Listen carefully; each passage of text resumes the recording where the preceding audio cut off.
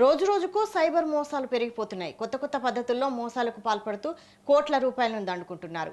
Cyber గాళ్లు సామాన్య ప్రజలకే కాదు, పలువురు ప్రముఖులకు కూడా సైబర్ మోసాల బారిన పడడం జరుగుతుంది. తాజాగా బీజేపీ ఎమ్మెల్యే రాజాసింగ్ కూడా ఫేక్ కాల్ రావడం గమనార్హం.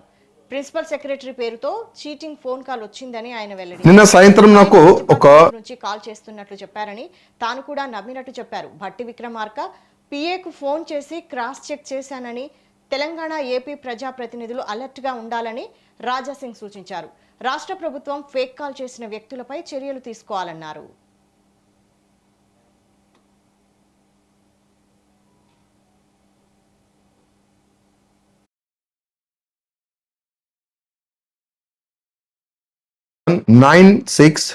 ఈ నంబర్ నిన్న సాయంత్రం నాకు ఒక నంబర్ నుంచి ఒక కాల్ వచ్చింది. నంబర్ చూడండి 7386719629. ఈ నంబర్ నుంచి ఏ విధంగా ఆయన మాట్లాడుతుంటే, నేను additional secretary in finance department, పేరు అన్నాడైనా దిలీప్ కుమార్. అదే విధంగా ప్రైమ్ మినిస్టర్ వికసిత్ భారత్ ఒక స్కీమ్ లాంచ్ అయింది. ఆ స్కీమ్ కిందనే మన తెలంగాణ ముఖ్యమంత్రి గారు చీఫ్ మినిస్టర్ ఎంప్లాయ్మెంట్ ఆ స్కీమ్ కూడా మన చీఫ్ మినిస్టర్ గారు లాంచ్ చేసినారు కదా. కొంతమంది యువకులకి ఈచ్ కాన్స్టెన్సీ 3 కోట్ల రూపాయలు, అంటే ఒక యూత్ కి 10 lakh rupees వాళ్ళు లోన్ గా ఇస్తున్నారు. అదే విధంగా 50% సబ్సిడీ ఉంటది.